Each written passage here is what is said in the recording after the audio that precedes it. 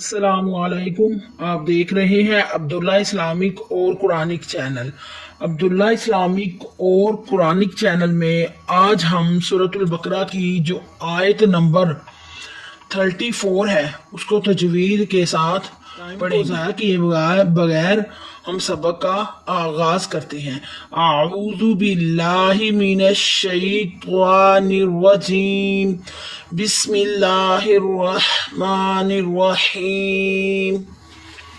आयत को पहले जोड़ तोड़ के बगैर हम तजवीद के साथ वैसे ही पढ़ लेते हैं। वक़ुल्ना या आदम उस्कुन अंत व ज़ौजुकल जन्नत व कुला मिन, इतना ही हम पढ़ेंगे आज। एक एक लफ्ज़ की तजवीद करते हैं। वाव के ऊपर ज़बर है, वाव बगैर खैचे पढ़ेंगे। वाव का लफ्ज़ वैसे ही पढ़ें जैसे हरूफ तवज्जी के अंदर वाव को पढ़ा जाता है। ना मोटा ना बरीक, किसी तरह की कोई आवाज़ भी नहीं निकलनी इसकी, वैसे ही पढ़ना है जैसे हरूफ तवज्जी के अंदर वाव को पढ़ते हैं। काफ के ऊपर पेश है, खूब बगैर खींचे पड़ेंगे, मगर याद रहे कि ये काफ जो है कलकला है, इसको कलकला ही करना है, मतलब मोटा है। हरूफ मुक़त्तियात में से है। हरूफ मुक़त्तियात क्या है? हरूफ मुक़त्तियात ऐसे हरूफ है जो कि मोटे होते हैं। ये मोटे होने वाला हरूफ है, इसको मोटा ही पढ़ना है, बरीक नहीं पढ़ना। मगर लाम साकिन है, लाम साकिन है। साकिन हरफ हमेशा एक दफा ही पढ़ा जाता है, इसलिए काफ को लाम के साथ मिलाते हुए पढ़ेंगे। वाक़ है ना बगैर खींचे पढ़ेंगे, मगर अलिफ खाली, उससे पहले जबर तो यहाँ हो रहा है अलिफ मद्दा। अलिफ मद्दा हरूफ मद्दा में से है, इसको एक अलिफ की मिक़दार खींच कर पढ़ेंगे।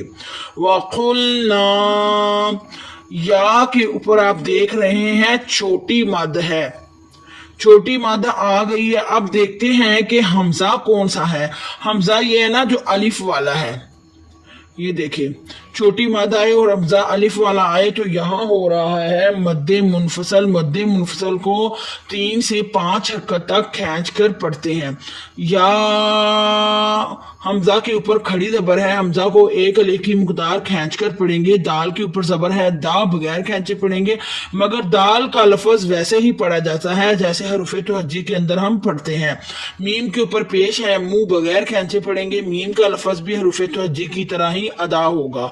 वक़ुल्ना या आदम, आगे देखते हैं तो हमजा है, ये हमजा हज़फ हो जाएगा। हम मीम को सीन के साथ मिलाएंगे। सीन साकिन है, साकिन हरफ हमेशा एक दफ़ा ही पढ़ा जाता है।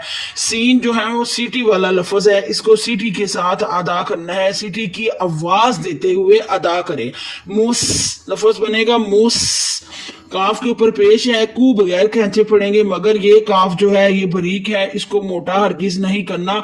अगर आप इधर इस काफ को मोटा पढ़ेंगे तो ये इधर इसके मीनिंग ही चेंज हो जाएंगे, इसी का नाम ही तजवीद है। काफ के ऊपर पेश है, कू बगैर खींचे पड़ेंगे, मगर नून साकिन है। साकिन हरफ हमेशा एक दफा ही पढ़ा जाता है और नून को वैसे ही पढ़ेंगे जैसे हरूफ तवज्जी के अंदर हम पढ़ते हैं। लफ्ज़ को ऐसे पढ़ेंगे सारे को, मुस्कुन, सीन को सीटी की आवाज देते हुए अदा करें, मुस्कुन। हमजा के ऊपर जबर है, आ बगैर खींचे पढ़ेंगे, मगर नून जो है ना वो साकिन है। साकिन हरफ हमेशा एक दफा पढ़ा जाता है। लफ्ज़ा को भी वैसे पढ़े जैसे हरूफ तवज्जी के अंदर पढ़ते हैं, नून को भी वैसे ही पढ़े जैसे हरूफ तवज्जी के अंदर पढ़ा जाता है। लफ्ज़ बनेगा अन, ता के ऊपर जबर है, ता बगैर खींचे पढ़ेंगे, ता का लफ्ज़ भी वैसे ही पढ़े जैसे हरूफ तवज्जी के अंदर हम अदा करते हैं। अंता, मगर नून साकिन है, नून साकिन के बाद आया ता, तो यहाँ हो रहा है इख्फा। हरूफ इख्फा में से है। इख्फा जो है ना वो तजवीद का एक कायदा है। नून साकिन के बाद जो भी अल्फाज अख्फा के आते हैं उधर हम गुन्ना करते हैं। कौन से अल्फाज अख्फा के होते हैं, इख्फा के होते हैं, इसको आपने अगर इजीली याद करना है तो इसी तरह आप याद कर सकते हैं कि अगर नून साकिन के बाद हरूफ यरमा नून आए तो इदगाम, नून साकिन के बाद हरूफ हल्की में से हरूफ आए तो इजहार, उसके बाद कोई भी हरूफ آ گیا ہے, جیسے کہ نون ساکن کے بعد تا آ گیا ہے, با آ گیا ہے, جیم آ گیا ہے, اس طرح کے, تو پھر وہاں ہوگا اخفا. یہاں ہو رہا ہے اخفا, یہاں ہم کریں گے گنہ. اخفا تجوید کا ایک قاعدہ ہے. ان پہ گنہ ہوگا, انتا. نون کو ہم ویسے ہی پڑھیں گے جیسے حروف توجہ کے اندر ہم پڑھتے ہیں, تا کو بھی ویسے ہی ادا کیا جاتا ہے جیسے حروف توجہ کے اندر پڑھتے ہیں. انتا, واو کے اوپر زبر ہے, وا بغیر کھینچے پڑھیں گے, واو کا لفظ حروف توجہ کی طرح ہی ادا کریں. زا کے اوپر زبر ہے, زا بغیر کھینچے پڑھیں, مگر زا کو تھوڑی سی سیٹی کی آواز دیتے ہوئے پڑھنا ہے, واضح کر کے.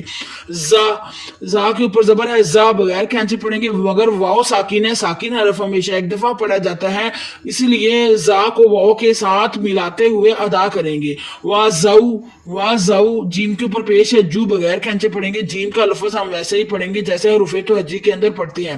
کاف کے اوپر زبر ہے, کا بغیر کھینچے پڑھیں گے, نہیں پڑھنا, یہ کاف بریک ہے, یہ بریک ہی ادا ہوگا, اس کو موٹا نہیں کرنا. واضو جو کا لفظ اس طرح ادا ہوگا. آگے چلتے ہیں تو آگے حمزہ یہاں ہوگا حمزۃ الوصل. حمزہ حذف ہو جاتا ہے, جب حمزۃ الوصل ہوتا ہے تو حمزہ حذف ہو جاتا ہے, ختم ہو جاتا ہے. کاف کو ملائیں گے ہم لام کے ساتھ, کیونکہ لام ساکن ہے, ساکن حرف ہمیشہ دوسرے حرف کے ساتھ مل کر پڑھا جاتا ہے. کاف کو لام کے ساتھ جب لفظ ملایا تو کل بنے گا, بغیر کھینچے پڑھے کل, اور لام کا لفظ ویسے ہی پڑھے جیسے حروف توجہ کے اندر ہم پڑھتے ہیں. آگے چلتے ہیں تو جیم جو ہے, جیم کے اوپر زبر ہے, جا بغیر کھینچے پڑھیں گے, جیم کا لفظ ویسے ہی ادا ہوگا جیسے حروف توجہ کے اندر ہم کرتے ہیں. آگے نون مشدد ہے, نون مشدد, میم مشدد پر گنہ کیا جاتا ہے, ایک الف کی مقدار کھینچ کر گنہ کریں گے. جانا نہیں پڑھنا, اب شاد والا حرف تھوڑا سا دبا کر پڑھیں گے تو لفظ صحیح طرح ادا ہوگا. جنہ, تا کے اوپر زبر ہے, تا بغیر کھینچے پڑھے, تا کا لفظ ویسے پڑھے جیسے حروف توجہ کے اندر ہم پڑھتے ہیں. لفظ بنے گا کل جنتا, تھوڑا سا نون کو گنہ کرتے ہوئے پڑھیں گے. واو کے اوپر زبر ہے, وا بغیر کھینچے پڑھیں گے. کاف کے اوپر پیش ہے, کو بغیر کھینچے پڑھیں گے. کاف جو ہے نا یہ ڈنڈے والا ہے, اس کو آپ نے بریک ہی ادا کرنا ہے, موٹا نہیں ادا کرنا. یہ واو جو ہے اس کو حروف توجہ کے اندر جیسے پڑھتے ویسے ہی پڑھے, اور اس کاف کو بھی, ڈنڈے والے کاف کو بھی ویسے ہی پڑھے. لام کے اوپر زبر ہے, لا بغیر کھینچے پڑھیں گے, مگر لام کا لفظ حروف توجہ کی طرح ہی ادا ہوتا ہے.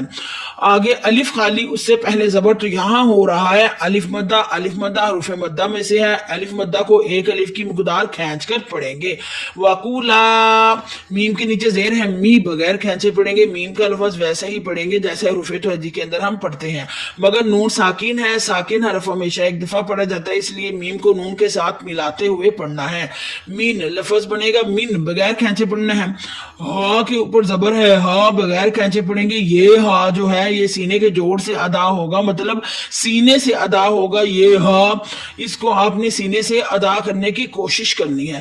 الف خالی, اس سے پہلے زبر, تو یہاں ہو رہا ہے الف مدہ. الف مدہ بھی حروف مدہ میں سے ایک الف کی مقدار کھینچ کر حروف الف مدہ کو پڑھتے ہیں. مین ہا. آگے دیکھتے ہیں تو نون ساکن, اس کے بعد آیا ہے ہا. نون ساکن کے بعد اگر حمزہ, ہا, عین, ہا, غین, خا آئے تو وہ حروف ہلکی ہے. حروف ہلکی جو ہے وہ اظہار کا قاعدہ ہے, اظہار تجوید کا ایک قاعدہ ہے. تو یہاں ہو رہا ہے اظہار, جہاں بھی اظہار ہوتا ہے وہاں گنہ نہیں ہوتا. نون کے بعد آیا ہا, تو یہاں گنہ نہیں کرنا. مین ہیں کہ آپ ہماری ویڈیو کو دیکھ کر تجوید کے ساتھ جلد از جلد قرآن پاک کو پڑھنا شروع کر دیں گے. اتنا ہی پڑھیں گے ہم, اس لیے ہم تھوڑی ویڈیو اپلوڈ کرتے ہیں کہ آپ کو ایک ایک لفظ کی اچھے طریقے سے سمجھ آ سکے. تو آپ ہماری ویڈیو کو دیکھیں اور تجوید کو سیکھیں, انشاءاللہ آپ کو جلد از جلد تجوید کے ساتھ قرآن پاک پڑھنا آ جائے گا.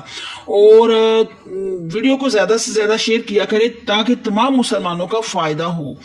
یہ صدقہ جاریہ ہے. اللہ مجھے حق کہنے کی اور آپ کو حق سننے کی توفیق عطا فرمائے. سبحان ربک رب العزت عما یصفون وسلام علی المرسلین والحمد للہ رب العالمین. بہت شکریہ. خدا حافظ.